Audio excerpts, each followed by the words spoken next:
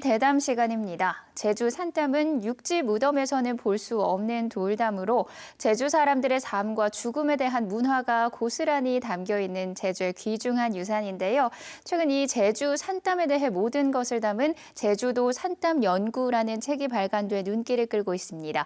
그래서 오늘 이 책을 쓴 제주문화연구소의 김유종 소장과 함께 제주 산담에 대해서 자세한 이야기 나눠보겠습니다. 어서 오세요. 안녕하십니까. 네, 먼저 이번 책 출간 축하드립니다. 네, 제주도 산담 연구라는 책 어떻게 나오게 됐나요? 참 이게 그 어두운 부분이잖아요. 사실 삶이라고 하는 것은 늘 일상에서 만나는 발랄한 것이잖아요. 재밌고. 네. 그런데 죽음이라고 하면은 슬프고 우울하고 어둡고 정말 가슴이 아파요. 그렇지만 문화라고 하는 것은 정말로 삶의 문화도 있지만 죽음의 문화가 50%를 차지합니다. 그래서 그 얘기들을 이제 해보려고 그간에 저는 제면일보나 제주일보, 뭐 한라일보 등 다양한 이런 그 신문에 대해 기고를 했었고 네. 그러다 보니까 좀 더 깊이 가려고 하니까 그걸 마무리하면서 재평가하려고 이번 책을 지었습니다. 네, 제주도 산담 연구, 오랜 시간 동안 산담을 연구하신 내용을 담고 있는데요. 특히 어떤 부분에 중점을 두고 쓰셨나요? 그 말 맞다나 이게 참 슬프고 그렇지만 자기들 조상님들이거든요. 네. 산담이라는 것은 조상이 묻힌 것이기 때문에 적어도 그 산담에는 기억과 그리고 조상님을 생각하는 그야말로 오래 모셔야 되는 그런 정성 어린 그런 산담이 있기 때문에 그런 그 미학적인 측면을 이제 담아내 보려고 한 것입니다. 그래서 적어도 600년 동안의 유물이기 때문에 어떻게 이거를 하루아침에 요즘처럼 빨리빨리 훼손되는 이런 걸 보면서 가슴이 아팠고 또 그 내용적으로 볼 때는 산담의 가치가 뭐냐 그리고 숭배하고 있는 이런 가치들 제주만이 할 수 있었던 그 산담 속에서 어떤 일이 일어나는가에 대해서 조명을 해봤습니다. 네, 30년 가까이 제주의 돌문화 가운데서도 산담과 또 동자석을 조명하고 연구하고 계신데요. 네. 특히 제주 산담에 주목하게 된 특별한 계기가 있으신가요? 그렇죠. 저는 이 고향이 그 미군 부대가 있는 모슬포예요. 네. 그 어릴 때부터 거기에서 이제 그 거지의 죽음을 봤어요. 어릴 때부터. 네. 그러니까 저는 그때 그 죽음을 무서운 게 아니라 그냥 잠자는 것 같아가지고 아주 그냥 죽음에 그 익숙해졌어요. 그래서 어떤 그런 계기를 통했고 또 하나는 그 할머니 죽음을 통해서 저는 그 일을 하지 않고 그 당시 카메라를 86년도에 제가 그 작은 카메라를 들고 찍은 게 지금도 그 중요한 장례식 사진들인데 그게 그 중요한 계기가 됐죠. 그러다 보니까 탐나의 미가 무엇이고 과연 우리 탐나의 미는 한반도에 있는 육지의 그 아름다움과 무엇이 다를까에 이제 그 초점을 맞춰가지고 고민하게 됐죠. 그러다 보니까 군 문화가 제일 중요하다. 네. 그 다음에는 항쟁, 외세, 밖으로부터의 항쟁 정신이 중요하다. 그리고 하산섬의 풍토, 그리고 동자석과 산담이 중요하다 해서 이까지 네 가지 상징을 담아내서 제주인의 삶과 죽음 세계관을 그려내고자 기획을 한 겁니다. 네, 그렇다면 이제 본격적으로 책 내용에 관해서 이야기를 나눠보겠습니다. 먼저 어떤 내용이 책 속에 정리되어 있는지 간략하게 설명해 주실 수 있을까요? 그 삶과 죽음이 아까 한 몸이라고 했잖아요. 그러다 보면은 이 책 속에는 오래된 장례식의 역사, 그러니까 청동기 시대의 옹감묘부터 고려 시대의 박묘, 그리고 조선 시대에는 원묘와 용묘란 게 있어요. 예, 그리고 산담의 기원, 기능과 구조, 그다음에 사라지는 그 장례, 그다음에 죽음이란 무엇이고 늙음이란 무엇인가 이런 정말 저 나름대로의 고민을 하게 됐고, 네. 그다음에 산땀이 왜 사라지는가에 대한 가슴 아픈 그런 그 눈에 보이는 아픔이 담겨 있습니다.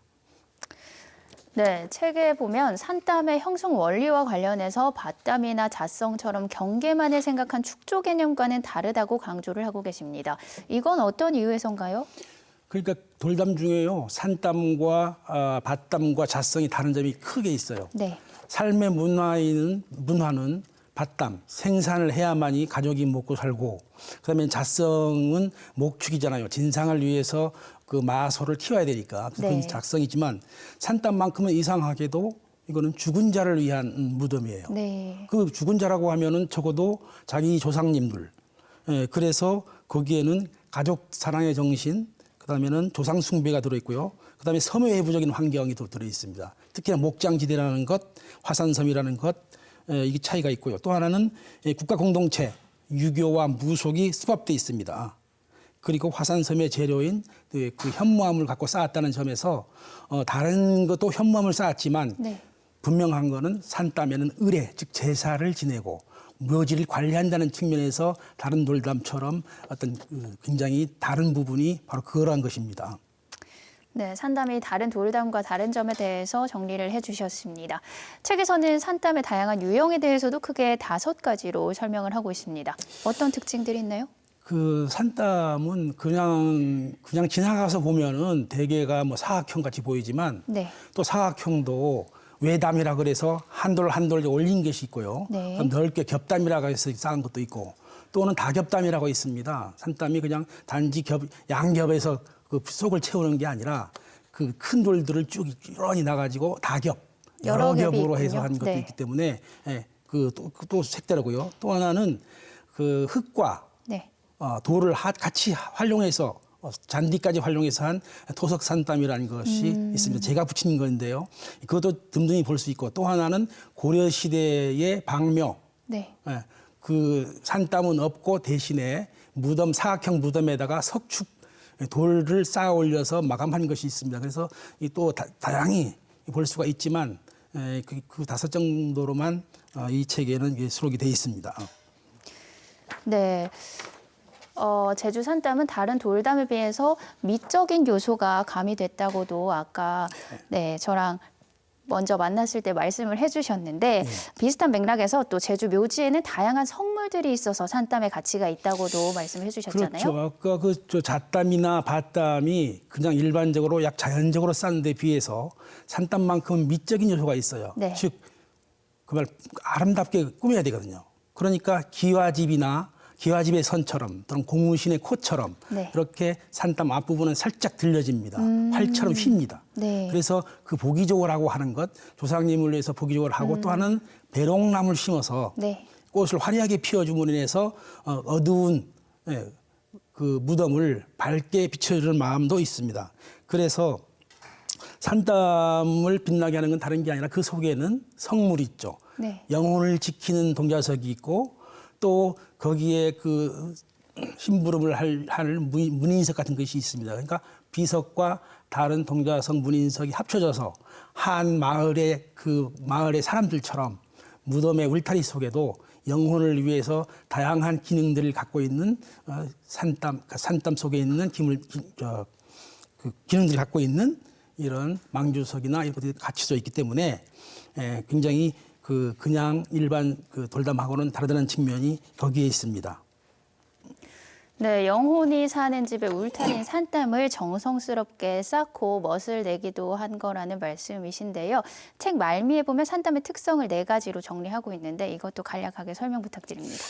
그 죽음의 집을 음택이라 그래요. 네. 살아있는 사람을 양택이라 그래요. 양택은 햇볕 양자거든요. 네. 그럼 정말 그 따뜻하고 포근한 곳이 살아있는 살림집이라면 음택은 그래도 돌아가시기 때문에 슬프고 어둡다는 의미에서 죽은 자의 집이란 뜻입니다. 네. 그러다 보니까 그 산땀이 있음으로 해서 공포, 슬픔보다는 아늑함, 친근감, 이게 산땀이 울타리를 했었기 때문에 그래서 산땀 옆에는 또 올레를 넣어서 이 영혼마저도 자기네 제한 날은 자기 집으로 갈 수 있게 이런 살아있는 인간의 배려가 거기 들어있고요. 네. 또 하나는 가족들의 기억과 추모할 수 있는 그런 장소로서 씁니다.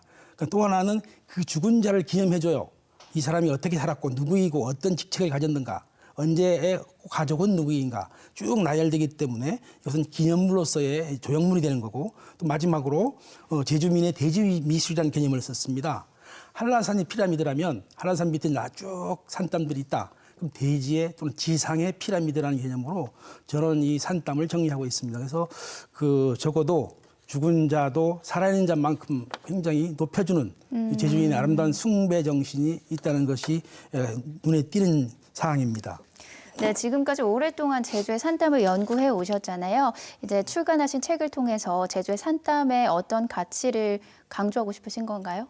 또 여기서 이제 간단하게 좀 말씀드리면 산땀을 이해하는 키워드가 있어요. 네. 그렇다면 뭡니까? 돌과 바람이 땅 섬에서 이 풍토제라는 게 있습니다. 화산섬이잖아요. 네. 그럼 용암이 터져가지고 이게 현무암이 되잖아요. 그 현무암이 너무 많아. 옛날엔 재앙이기 때문에 이 재앙도 아름답게 꾸며놓은 게 제주 사람들이에요. 두 번째로는 그 사람들이 그 죽음의 역사 유산이에요. 이게 600년 된 거예요. 네. 15세기부터 산담을 만들기 시작해서 지금까지 최근 2000년대까지는 산담이 있었어요. 그러다가 급격히 이제 사라지는 이 안타까움이 적어도 600년 역사를 왜 그냥 버릴 수가 있겠느냐는 안타까움도 들어 있습니다. 그다음에 그 산담은 그 조상님이 무덤이잖아요. 그 조상님은 누구겠습니까?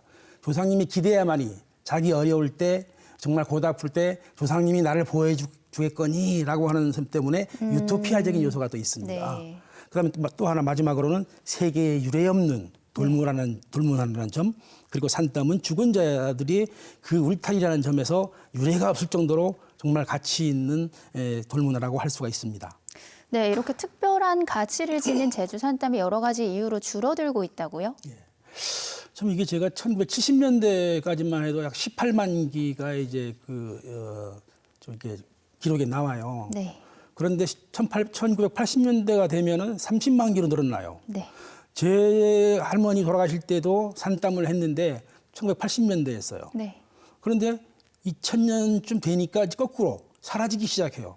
지금은 너무 훼손되고 사라지는 바람에 뭐 10만 기 정도 좀 될까라고 제가 추정을 하고 있지만 네. 그래도 지금 더 빨라지는 게 그 땅값이 높아지고 또 개발이 심화되니까 또 하나 가치관의 변화가 있어서 네. 산담이 급격히 사라지는 것은 정말 안타깝기만 합니다. 네, 참 안타까운 상황인데요. 이렇게 제주의 귀중한 문화유산민 산담을 지키기 위해서 우리가 노력해야 할 점 어떤 점들이 있을까요? 저는 이게 한 30년 전부터 금방 할 때부터 이 중요성을 알아가지고 산담을 문화재 지정을 하라고 했었습니다.